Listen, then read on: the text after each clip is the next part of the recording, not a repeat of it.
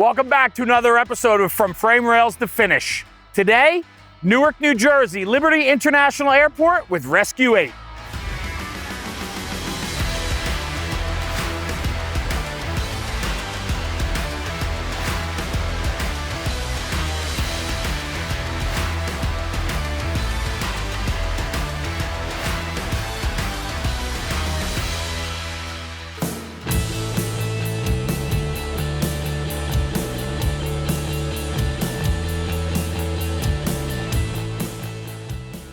So today we're here at Newark Airport in Newark, New Jersey, and today I'm joined with Deputy Chief and Commanding Officer Tom Wieczerzak. Thank you, Chief, for having us today. I appreciate it. Thank you for coming. Yeah, of course. Melissa McNair, the Crew Chief and Sergeant with the Port Authority of New York and New Jersey. Thank you for having us today as well. Thank you. And Gail, Battalion Chief. Chief, thanks for having us. Morning. So this is cool, right? So as we're doing this collaborative project with Fire and Safety Services, which is the Pierce dealer in New Jersey, it brings us to Newark Airport. And the fire and rescue services here are provided by the Port Authority of New York and New Jersey, which is a joint agency between New York and New Jersey that protects the ports, the airports, infrastructure, things like that. Right. And so today, super cool to be here because we're getting to look at Rescue 8, but part of the story too is learning the people behind the department also, right? Learning the culture, responsibilities of what you all do. And so that's really why I wanted to do this today, was not just document the truck, but to get to know those that are operating on the airfield here in Newark. And so as we walk the tarmac today and we're starting to poke around, we really get to see the true operation of the airport. You guys have a lot of responsibility here. No, a tremendous responsibility. And today, I'm hoping that we're going to get to remove the veil. Yeah. And you kind of get to see what's mysterious behind the walls of Newark Airport here. What happens on the runways and at the terminals, on the ramp areas, quite a bit. But I also hope you see that what we're doing is a lot of peace of mind to the traveling public there. Great responsibility, but tremendously prepared. And you're going to see that this truck today is only adding to aviation safety and keeping everybody safe, getting them from point A to point B, from their Disney vacation to whatever business trip they're going on. Yeah, I like that. And I think too, with the inclusion of the new rescue here, right? Everybody thinks of aircraft firefighting, the big ARF trucks that are cruising down the runway, you know, and big water and foam and systems, right? But overall, you guys provide much more than just the aircraft protection. Right, of course. It's more than just putting the big trucks out there and lots of water and so on. It has all of your rescue tools that are on there, the medical equipment that goes along with it. It's all the little pieces that come together in a response that save life and property. And we're happy to showcase what we've done here today in enhancing everything across the Port Authority airports of providing that awesome security blanket, and removing that veil for you to see everything today. Sure. I'm excited about it. Chief, I want to ask you, your day-to-day as the battalion chief at the airports, give me a little rundown about what that looks like. Typical day is a good mixture between operations and administrative work. I would say the bottom line in my job is to make sure that the crews that work under me have what they need to do their job. So any mechanical issues, any clerical issues, anything that needs to be tightened up, day-to-day proficiency training, anything we're lacking, anything we need more of or less of, that would be kind of where I come in. Anything that transcends between the different shifts, I'd put it all together and make sure everybody's on the same page. Yeah, I think what's really interesting, like a municipal fire department, you never know what's coming. But the activity at the airport is constant, right? I mean, this is, you know, things don't slow down. Maybe at night it slows down a little bit, but then you have all your night activities too, right? So this is a city within a city, if you will. And so, Sergeant, I want to ask, as the crew chief, you're responsible for all of that during your tour. Right. So day to day, we are make sure roll calls are filled. We are checking the trucks to make sure we're meeting index for the airport, making sure that our crew is up to date with their Part 139 training.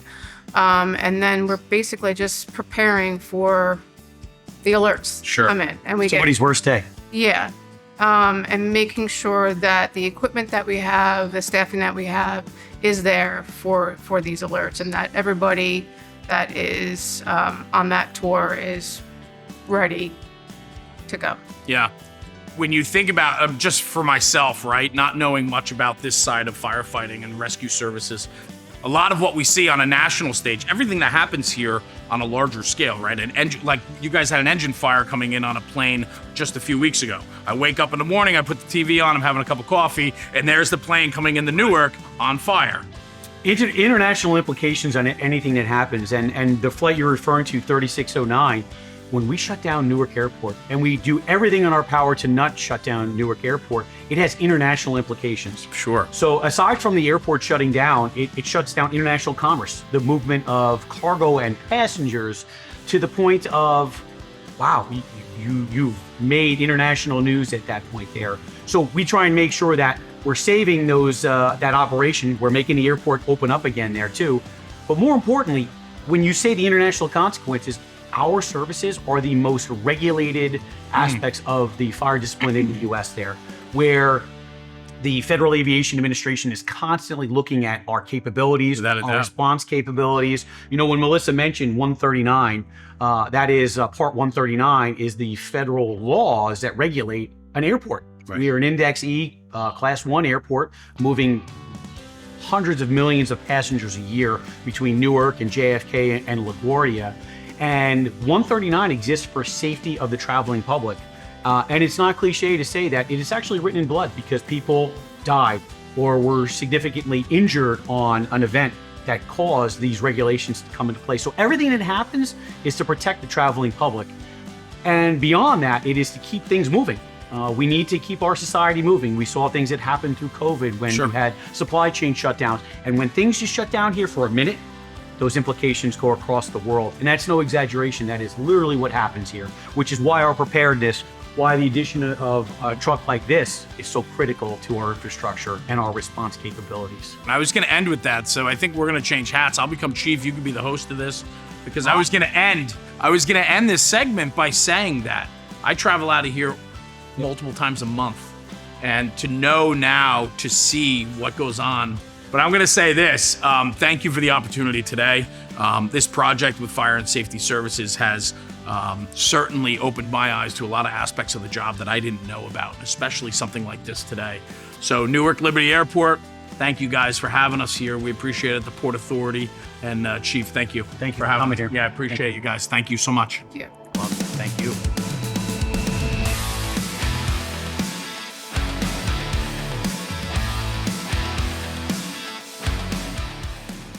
So that rescue truck now, the new Rescue 8, right? So, I mean, that has got to be a wonderful complement to what you guys do here now. It is.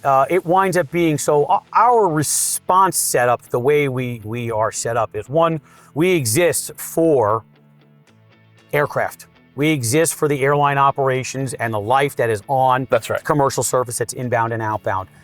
With that said, our posture of we staff 4 crash trucks on a tour. Our stair truck, which is our emergency, rapid access emergency vehicle for getting on board an aircraft, as well as Rescue 8. That enables us to have the capability to respond to alerts and also have a response package to our fuel leaks, vehicle fires, fire watches that may come up because of something that happened on an aircraft. Whatever else is going on, we're able to assign Rescue 8 and one of the crash vehicles, typically Truck 4, which is a 3000, an Oshkosh Striker 3000 with a snozzle on it. And we're able to reflex and do multiple emergencies all at once.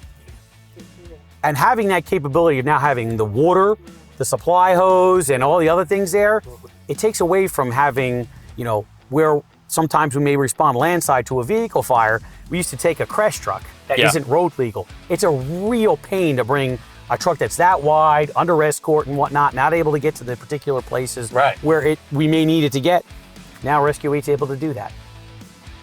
Do you get a lot of hazards with the ground? I mean, there's so much ground equipment here. So yeah, ground equipment does catch fire, be it the traditional internal combustion engine or lithium-ion battery powered. That's a lithium-ion battery powered belt loader that puts cargo on the plane. So where are the charging stations? Underneath? They're underneath. You can see some right there. There's one charging right now. Oh, okay. Got it. So yeah, they're so all that's over. got to be a hazard concern for you guys. Of course. Listen, everything on the field is a hazard, right? Yeah, true. We have our mitigating points. The fact that we are postured to respond so rapidly, reduces risk. But then at the same time, too, remember, When you look at the numbers, lithium-ion battery-powered events or fires are highly interruptive. When we look at the frequency of them, they're low. You know, you look at it as an electric vehicle, as this is what we're going to the example. Per every 100,000 electric vehicles made, I believe it's 25 per 100,000 vehicles will catch on fire. Right.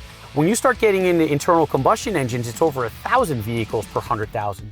So the reality is, internal combustion engines are still catching fire per 100,000 when you look at them. Maybe there's more versus an electric vehicle, but the chances of fire are actually less.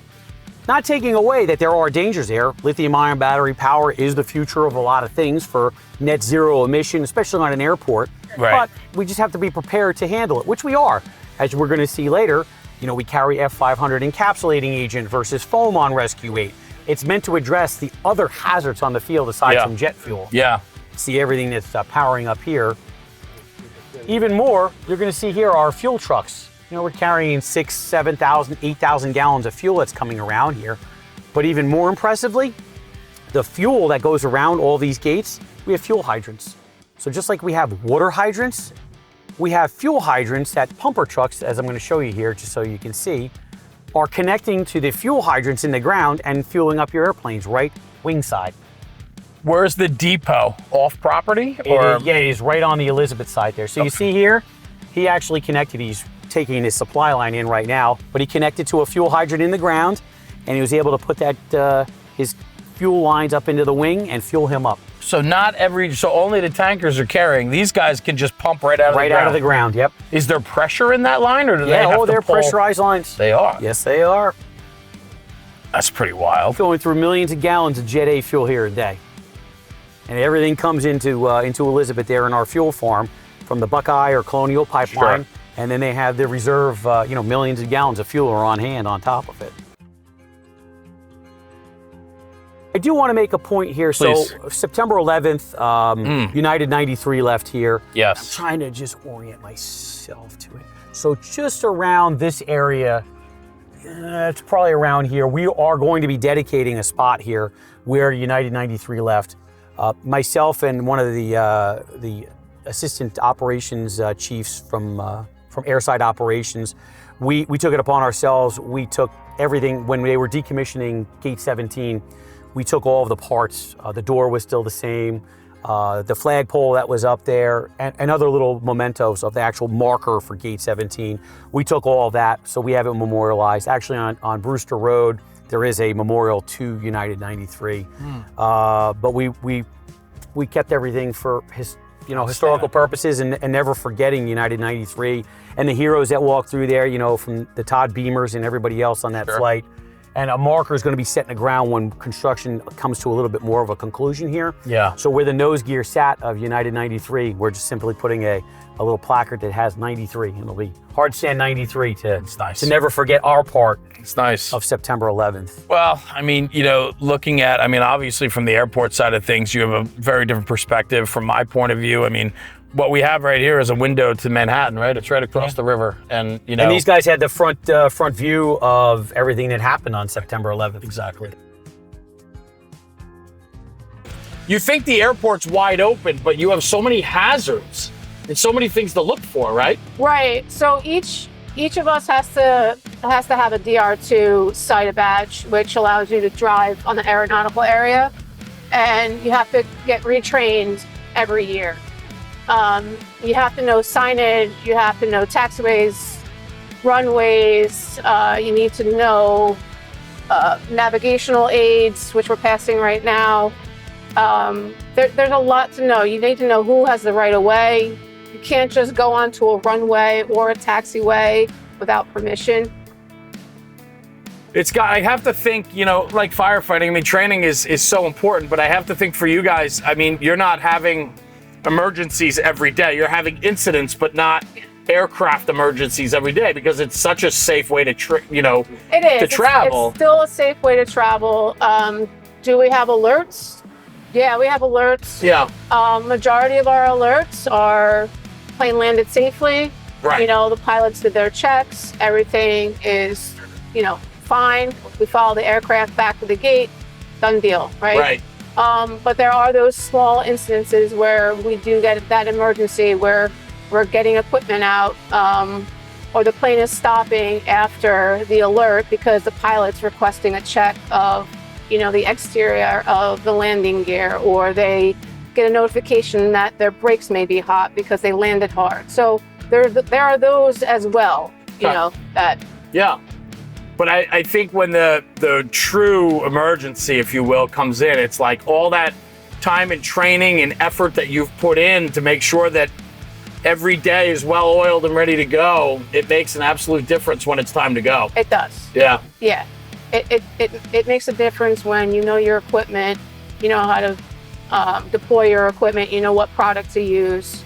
In the end, we're all making sure that everyone's safe. Right. That's the main goal, is to make sure passengers are safe, our crew's safe, and then if we need to put a fire out, we put the fire out. But we want to make sure that the crew and the passengers and then our unit is safe as well. Sure. Sure.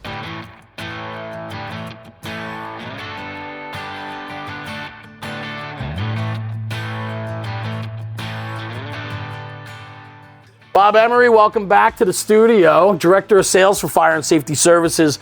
Bob, today we're talking about Rescue 8 out of the Port Authority of New York and New Jersey at Newark Liberty International Airport. What a great build.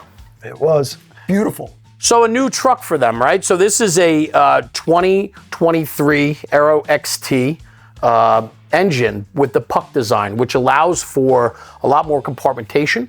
And it was designed and built around how they operate at the airport, which I thought was really interesting. And we had a front row seat of it. So a little background about the Port Authority and the apparatus they built.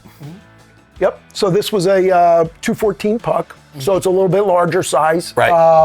I believe, that extra space for them was important. Some extrication equipment and things in there. Multi-purpose truck. Right.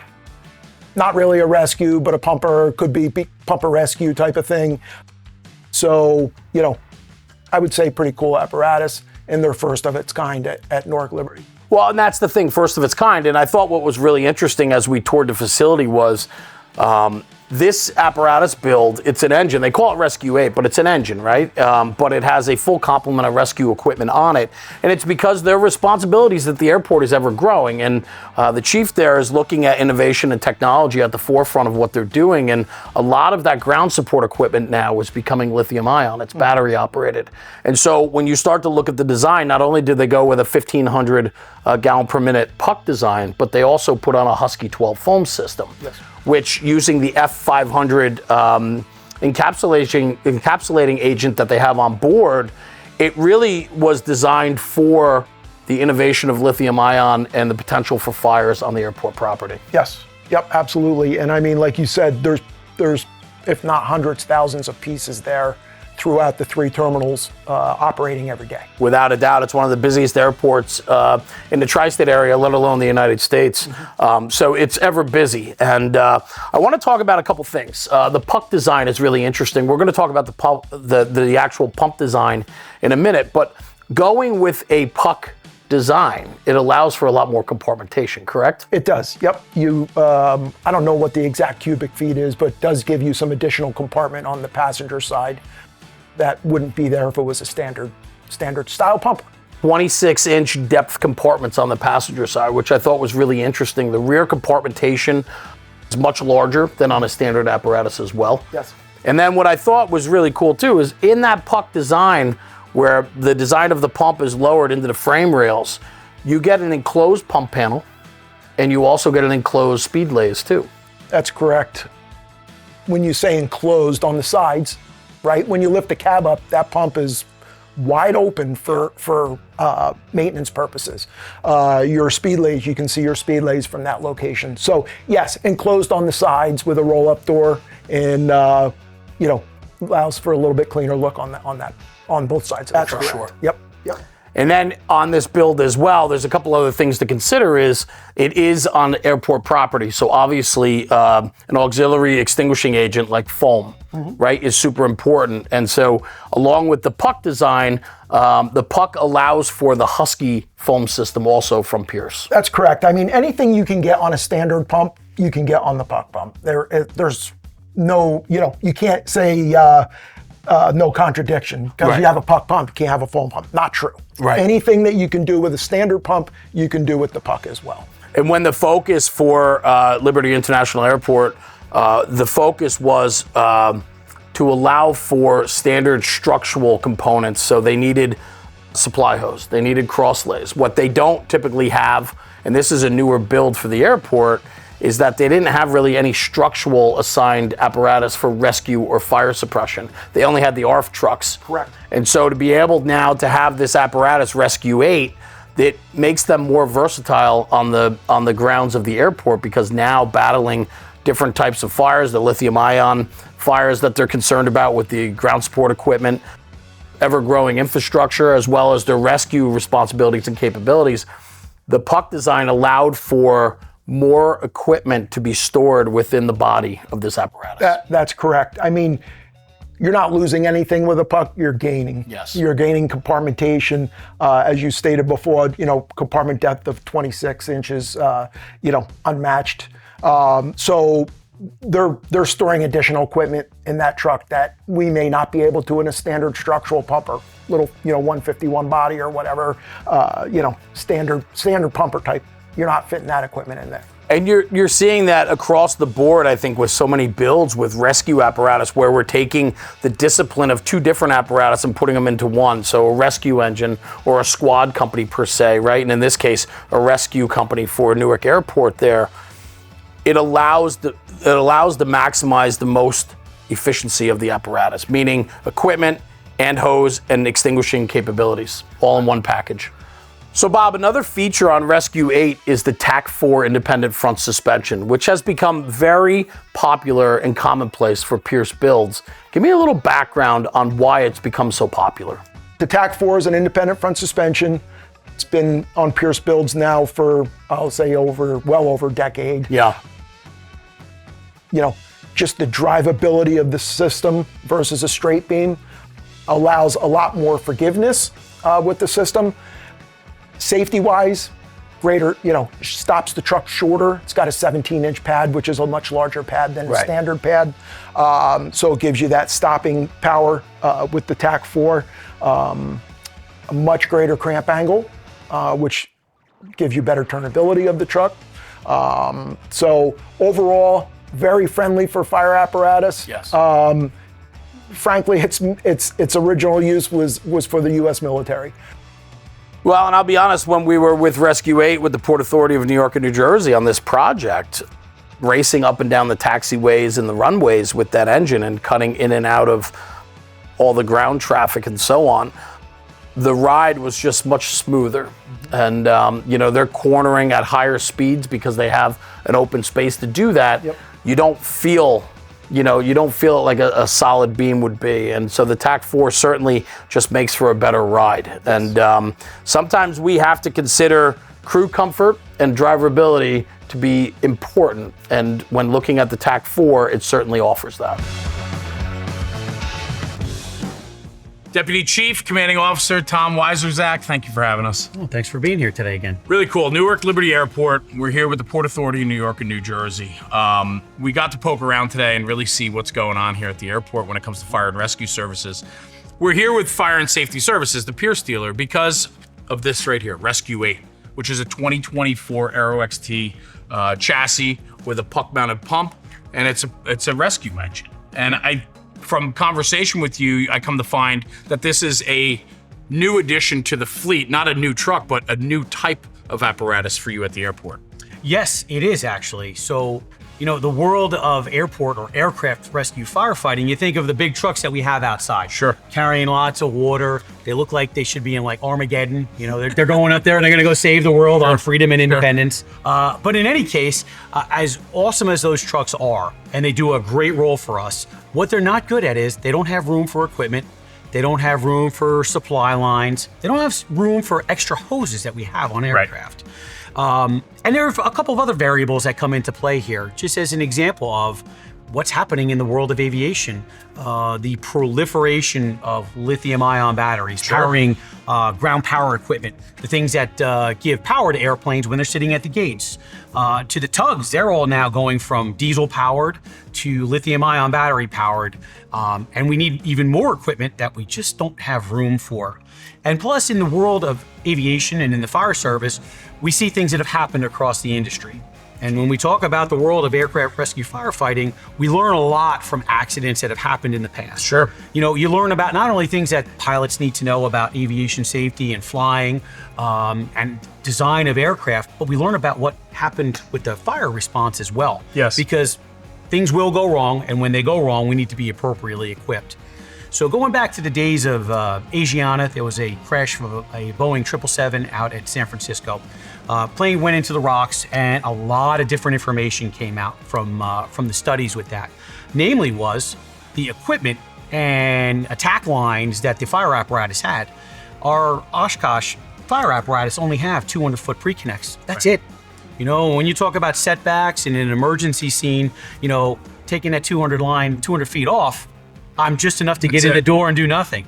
And while maybe I have the blitz attack where I can take care of fuel fires from the aircraft breaking apart in the fire and helping people get out on their own, unfortunately, you'll see that people are still trapped inside of the aircraft, and we need to make entry with an attack line in and then get hydraulic rescue equipment to go to work. Sure.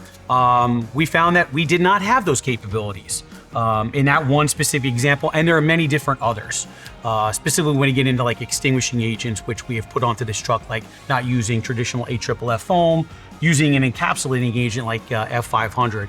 But ultimately, back in, it was almost 5 years ago since I'd become the commanding officer here, that we started the effort on this, and it's awesome to see it actually here today. But we knew we needed a bigger truck for our extrication and rescue equipment, and we needed a truck that was able to carry more hose, be it 5-inch supply line, 2.5-inch attack line, 3-inch supply line. This was the fruition of all of it here. And I will say that it also combined, we were able to eliminate 3 other vehicles to make this, to complement everything we did. So not only did we enhance our efficiency in our response package, but we were able to get rid of unneeded vehicles that were just taking up room on the budget line and maintenance and training people in vehicles that weren't being used, or vehicles that we had that were totally overloaded with equipment, overweight and all those other things that go along, and not even being able to put the amount of people that we needed into them. So that's how we came to getting this beautiful piece of equipment here. Well, it's a welcome addition, right? I mean, as we drove around the airport today, you know, from an outsider looking in, until I got the tour today, you really don't understand the size and scope of the responsibilities you have here, right? And then when you get on property and you start working yourself around the tarmac and the taxiways and all these intricate parts of the airport where all the baggage handling equipment is, ground support, when you start looking at the overwhelming responsibility that you and your department handles on a daily basis, it just makes sense to have an apparatus that can fulfill the requirements that are requested of you. All right, Chief, so give me the breakdown. We're here at the pump housing. It's a rescue engine, so other than the rescue equipment, obviously we're carrying hose, water, and a pump. Talk to me about what you guys decided to do. So the most important thing that we went with in thinking about the design of this truck is, how do we keep a similarity to our Oshkosh Strykers? And we were really looking at that for ease of training and just similarity and common operating picture when it comes to our operation, because we know in the fire service, we like to just change things and have several different ways. In any case, coming back to it, the PUC, the pump under chassis concept, is very similar in nature to our Oshkosh Strykers, in not having your traditional transfer switch and so on. Just simply hit the pump for water, and there we go, we're ready to go. And you had the opportunity to sit in the Oshkosh Strykers today. That's right. Very similar in nature on at least how to start getting water going and all the other concepts. While this is capable of pumping and rolling, we don't have any other features like that, so there's nothing really to do, just keeping it in that same concept. And coming over, really, the other aspects that are very similar to the Oshkosh wind up being how the pre-connects are coming out of the bins. 200-foot pre-connects of 1.75 inch, and obviously said we need more, which we'll see when we get to the back. So a similar compartmentation setup with that. Roof hooks, our little giant Stokes basket, long boards, and so on. Very similar concept to what was on the crash trucks. So again, that common theme of carrying the same equipment and then having the additional that you see in the back. Coming up into our pump panel, our Oshkosh Strikers also have a structural panel on board, Right. with your Pierce command zone or your command centers that are on there. So again, the concepts of having similarly set up pumps is really what we were looking to go in. Even to the extent of the handles, how we Sure. have the 2.5-inch discharges, we tried to keep things the same. And the PUC platform enabled us to do so, which is why we went with it. Other special features that we have in here wind up being the Husky 12 foam system. Right. But we didn't go with foam. We have traditional mil-spec 3% AFFF on our crash trucks. But when we were looking and really deeply studying what we needed to enhance our capabilities for lithium-ion battery fires, which is something that, again, can't emphasize enough is being proliferated across our airports as the airline's ability to be net zero. Can't get rid of the jet fuel, so they wind up saying we're going to reduce our emissions by going battery-powered equipment on the ground. In the foam system, we went F500, an encapsulating agent, which is great for not only lithium-ion battery Right. fires, but can be used on Class A fires and then across the gamut. So really taking our ability to expand what we're able to use in extinguishing agents. So we have a wealth of extinguishing agents for all types of exotic fires that happen on airports there. I want to talk about this. Something that stood out to me, right, was just the Yes, we are very colorful and color coordinated. right. While this is not unique to our to Rescue 8 here, our trucks have color-coded adapters and so on. Right. And of course, so we're dealing not only with Newark Airport but Teterboro Airport, and we have the ability to potentially be over at Newark and Kennedy LaGuardia and Kennedy Airport. So with that, you would think that in the Port Authority of New York and New Jersey, we would have hydrants that have just one standard thread. That is not what's going on. case. Neither do our mutual aid partners. get it. So we're working with National Standard Thread, New York Core. At Teterboro Airport, we also have FDNY Thread on top of National Standard. Our mutual aid partners are also coming in with different threads and whatnot. So nonetheless, we are prepared to handle anything. Right. So we attempted to do a little color coding where while the truck is National Standard, which is blue, so we say blue, we like to say for our police officers and our sergeants that are in areas and whatnot. So blue is typically on our trucks, and our mutual aid partners or things that we're hooking up to is orange. And in New York, the actual FDNY thread is red. So we have multiple colors going across. The Port Authority is kind of keeping things as a commonality there. And we've marked them up as well because sometimes in the heat of battle, things can get a little confusing. I get that. I totally get that. To make ourselves a little easier out there in the field, though, one of our progressive natures, we made sure all of the 4.5-inch or the large diameter steamers on our hydrants are all storage connections. So There you go. at least it makes it a little bit easier there to get into battle. But nonetheless, all the other complicated things that we may encounter on our airfield, we're ready to adapt to it, as well as our mutual aid partners coming in. We're it's ready to take care of anything to make sure we can get water or they can get water. Yeah. Talk to me about pump capacity and tank size. Great. So yes, the PUC is a 1500 GPM pump. We have 700 gallons of water on board, Right. and we carry 100 gallons of F500. So the foam cell is 100 gallons. And it's larger than most. Correct. Yes. Yeah. You're getting the 30 to 40 gallons. Yeah. Is usually what you'd see. We did it because here we have the ability to be having greater impacts from certain lithium-ion Makes battery sense. fires, and you got to see some of the tugs. Yep. It's daunting when you look at that of how large they are. I mean, it's the size of the safe as I'm looking over there off camera. But then when we talk about some of our ground power units, they're upwards of 6 Nissan Leaf pan batteries in them. So that's equivalent to having 6 Nissan Leafs on fire. Wow. Is what we would be dealing with, which is why we went with the higher quantity, as well as having the higher quantity Husky 12 system. If we have a fuel fire, we're able to hook up to external sources and not necessarily flow F500, we could flow foam from an external source. Yeah. So our capabilities of taking care of fire, whatever it may be with our partners coming in, we're capable to do that. Chief, flipped it around. We're on the officer side now of the apparatus. We talked about the capacity, water capacity, foam capacity for firefighting, but it's also a rescue engine. It's a rescue 8. So we need to have compartmentation for rescue equipment. Talk to me a little bit about where the considerations were there. So actually quite a bit in consideration. First starting off with, as many tools as we may or may not have, it was critical working with fire and safety on actually setting up a compartment. Yeah. I mean, what they did here, all this was done, locally at Fire and Safety, of setting up the beautiful compartmentation, the beautiful mounts that they wind up having there. And it gave our opportunity to maximize every square inch of space, to have the cache of tools that we have on here. And really what I refer to is like the hydraulics. You can look all over the internet and see many different other crazy ideas that are going on there. Lazy Susan type compartmentation. Sure. And actually we found with working with our sales rep and working with Tucker at the shop that was not the way to go and do the compartmentation with Lazy Susans and so on. Laying things out this way was the way to do it there, and actually have custom brackets made up. We were able to get everything that we had, because at first we didn't think we were going to make it. Right. And here we are. And it was important because the cache of the Hurst hydraulic tools was yet another consideration that we had. Multiple years ago, working with the Philadelphia Fire Department through the RF Working Group, we found that they had tremendous success in an Amtrak accident in Philadelphia, where they had to have extrication tools inside of the Amtrak cars and so on. And they had tremendous issues with using traditional gasoline pump and hoses and connecting all the extrication equipment. And they found that using the hydraulics was extremely efficient, successful with having the battery operated units and so on. And we really took that to heart. As much as it's a train, the tubular environment and all the things that were happening are very similar in setup to a fuselage on an aircraft there.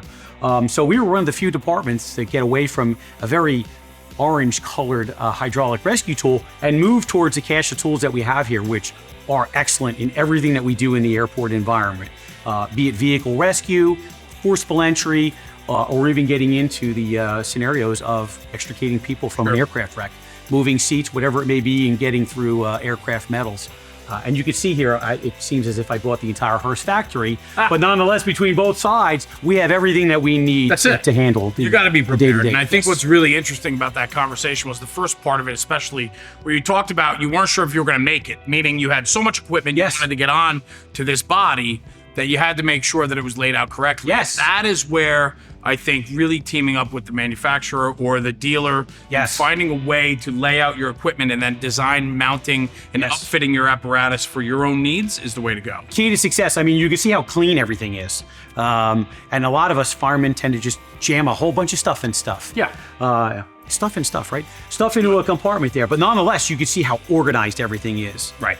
And in the heat of the moment, right now, beautiful lighting that we have here. We're being recorded by cameras. And right now it's daylight. But in a snowstorm, in the middle of a night, in a rainstorm, whenever it may be, between the lighting and the way things are set up there, the ergonomics of pulling it out of the tray, that's another consideration too, not bringing heavy stuff from up high. That's right. And all the other associated things that go with ergonomics and rapid deployment of an emergency tool. That was all taken into consideration of what you see here. All right, Chief, so to back up the conversation about the capacity of the engine, right, water and foam-wise, something a little bit different. Your ARF trucks are not carrying a lot of 5-inch supply or 3-inch supply, right? So let's talk about what the thoughts were here. Really, it was to be self-sufficient. It was for us to have an ability to resupply our trucks.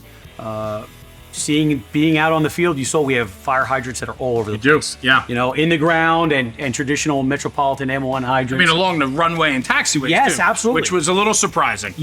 And the reason, we needed 5-inch for certain areas where we have maybe a 500-600 foot stretch between a hydrant and getting onto a taxiway system. So we needed a supply line for taking care of business. Makes sense. Yeah. And we have a pre-connected blitz fire here off the rear. Yes, we do. And again, all the equipment that we have, there could be a variety of different fires that we encounter. And, getting into the little niches in the alleyways of the terminals, a lot of them. You saw how many fueling trucks we had there, the fact that we have fueling hydrants that are in these areas, having the capability to deploy a blitz fire and have that quick knockdown and an ability to have copious amounts of water for a long amount of time. We have that capability on this truck now, where we don't on the crash trucks there. We may be able to put a blitz fire on there, but then I'm only able to go out, 100 feet with my two 50-foot pony lengths that I have there. This gives us that capability to suppress fire, knock down fire, take care of exposure protection. Oh, and that big thing that we've been talking about, lithium-ion battery fires, for when we're going through after the initial knockdown of fire, our cooling of the thermal runaway and so on. All the other things that go along with our strategy and tactics, this truck has truly equipped us to do that. Well, you got a nice amount of hose on board, ground ladders. You have a onboard generator, so you got cord wheels and extinguishers in here. It's really rounded out well. Yes. And I think overall, it's just a great build, and I think it's a welcomed addition to what you guys are doing here at Newark. It absolutely is a welcomed addition, and hopefully across the fleet in the Port Authority, this truck will also become present at LaGuardia and Kennedy Airport as well. You know, this was the beginning of a lot of things to modernizing, you know, our approach to fire protection for aircraft rescue firefighting. Right. Deputy Chief Wieczerzak, thank you. Thanks for a great day here at the airport. The Port Authority, Newark Liberty International. It's just a great day to really see what goes on inside the fences of the airport. Yeah, we took the veil back today for you. You did. And this project was all about Rescue Aid. Yes. Which was a Pierce apparatus built by Fire and Safety Services and Pierce Manufacturing. The process working with Fire and Safety, I'm curious. Give me a little rundown on that. It's smooth and efficient. This wasn't my first time dealing with fire and safety. I've built trucks in the volunteer service as well. Pierce is a fantastic product. I mean, it is the best of the best. And everything that we did from writing the contract and the specs and getting through the build process, the pre-build, it was awesome. And I can't say enough about fire and safety of actually getting the truck delivered and helping us get this into service. Top-notch quality, and we greatly appreciate what they've done, and we look forward to working with them in the future, hopefully. A true partnership, right? That's what matters. So the final product represents the true partnership that you have. Our collaboration, Yeah. you know, efficient, good collaboration. I love that. And I think one other thing that really stood out to me today while we spent the day together was your love of history and understanding the past to know where we're going in the future. And I think that absolutely matters. It 100% does. We can't be prepared for what's going to be at hand in the future if we don't know what the past was. We don't apply lessons learned, you know, from the blood that writes the laws and the regulations, from firefighters who have passed to people who have passed away in plane crashes. That's what we're here to ease the future pain and do our best to preserve life and property. Wonderful. Chief, thank you for a great day. Thank you very Appreciate much. it.